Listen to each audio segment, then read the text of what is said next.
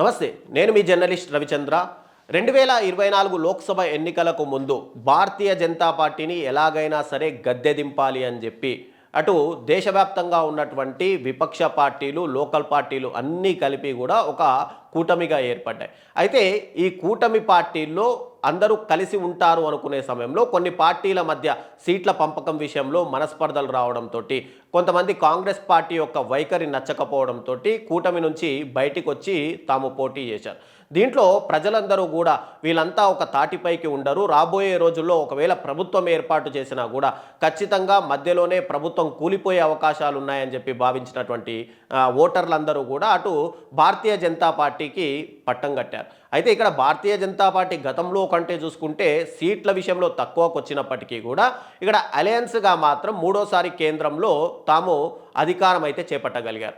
అయితే ఇప్పుడు 2029 ఎన్నికల్లో గనక ఖచ్చితంగా భారతీయ జనతా పార్టీని ఎదుర్కోవాలంటే మరొక కూటమి కట్టాల్సిన అవసరం ఉందని భావించినటువంటి ప్రశాంత్ కిషోర్ రీసెంట్గా అటు కాంగ్రెస్ పార్టీకి సంబంధించినటువంటి ఎంపీ ప్రియాంక గాంధీని కలిశారు. అయితే ప్రియాంక గాంధీతో వీళ్ళు ఏం చర్చించారు, రాబోయే ఎన్నికల్లో ఎలా వెళ్తారు, ఎలాంటి వ్యూహాలు రచిస్తారు అనేది మనం పక్కన పెడితే, బీహార్ ఎన్నికల్లో ఖచ్చితంగా తాను కింగ్ అవ్వకపోయినా సరే కింగ్ మేకర్ అవుతానని చెప్పి బీహార్ సొంత రాష్ట్ర ప్రజలు తను ఆదరిస్తారు, ఖచ్చితంగా తనకు పట్టం కడతారని భావించినటువంటి ఎన్నికల వ్యూహకర్త ప్రశాంత్ కిషోర్ రాష్ట్ర వ్యాప్తంగా పాదయాత్ర చేస్తూ ప్రజలకు హామీలు ఇస్తూ మేనిఫెస్టోని సుదీర్ఘంగా ప్రజల్లోకి తీసుకెళ్లగలరు. కానీ ఇక్కడ ప్రజలందరూ కూడా తిరస్కరించడంతో ఇక భారతీయ జనతా పార్టీని ఎదుర్కోవాలంటే ఇక మరొక కూటమి ఖచ్చితంగా కావాలని భావించినటువంటి ప్రశాంత్ కిషోర్ ఇప్పుడు దాని దిశగా చర్యలు ప్రారంభించినట్టయితే తెలుస్తుంది. అయితే ఇప్పుడు రాబోయే రోజుల్లో వెస్ట్ బెంగాల్ ఎలక్షన్స్ ఉంటున్నాయి.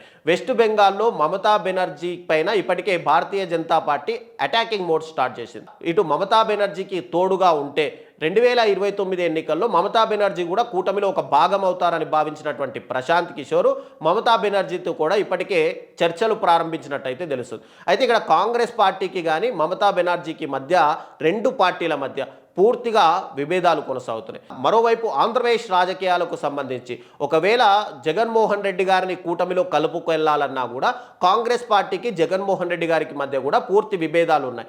ఎప్పుడైతే తన తండ్రి మరణం తర్వాత జగన్మోహన్ రెడ్డి గారు కాంగ్రెస్ పార్టీతో విభేదించి సొంతంగా పార్టీ పెట్టుకోవడం, తర్వాత తాను అధికారంలోకి రావడం, 2 సార్లు ప్రతిపక్షంలో ఉండడం చూస్తుంటే కనుక ఆంధ్రప్రదేశ్ రాజకీయాల్లో జగన్మోహన్ రెడ్డి గారికి అటు మాస్ లీడర్గా ఫుల్ ఫాలోయింగ్ ఉంది. కాబట్టి జగన్మోహన్ రెడ్డి గారిని కలుపుకెళ్లాలని ప్రశాంత్ కిషోర్ భావించినా కూడా అటు కాంగ్రెస్ పార్టీ, జగన్మోహన్ రెడ్డి గారి మధ్య ఉన్నటువంటి విభేదాలు తొలగుతాయా అనేది కూడా ఒక సస్పెన్స్గా మారుతుంది.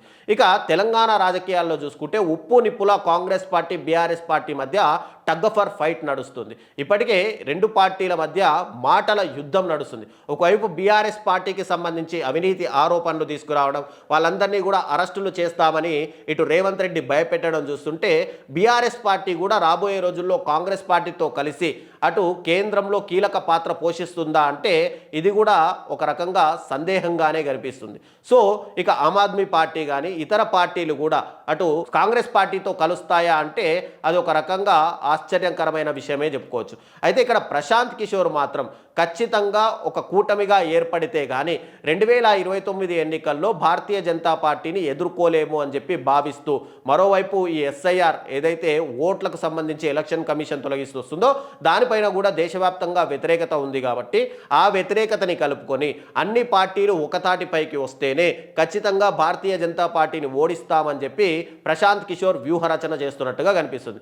ఒకవేళ కూటమిగా ఏర్పడకపోయినా తాను గతంలో ఏదైతే వ్యూహకర్తగా పనిచేశారో ఇతర పార్టీలకు, అలాగే మరోసారి జగన్మోహన్ రెడ్డి గారి దగ్గరికి వచ్చి 2029 ఎన్నికల్లో ఆయనకు సపోర్టుగా వ్యూహకర్తగా పనిచేయాలనే విధంగా కూడా ఆయన ప్రయత్నాలు చేస్తున్నట్టు కనిపిస్తుంది. అయితే జగన్మోహన్ రెడ్డి గారు దీనికి అంగీకరిస్తారా, ప్రశాంత్ కిషోర్ని మళ్ళీ పార్టీ వ్యూహకర్తగా పెట్టుకుంటారా అనేది కూడా ఒక సస్పెన్స్గా అయితే మారింది. సో టోటల్గా ప్రశాంత్ కిషోర్ ఇక్కడ కింగ్ కాకపోయినా కింగ్ మేకర్ అవుతాననుకొని పూర్తిగా బోర్లా పడ్డ పరిస్థితి కనిపిస్తుంది. సో ఇప్పటికైనా అన్ని పార్టీలను ఒక తాటిపైకి తెచ్చి తాను మరోసారి కింగ్ మేకర్ అనిపించుకోవాలి అని చెప్పి ప్రశాంత్ కిషోర్ ప్రయత్నాలు చేస్తున్నట్టుగా అయితే మనకు అర్థమవుతుంది.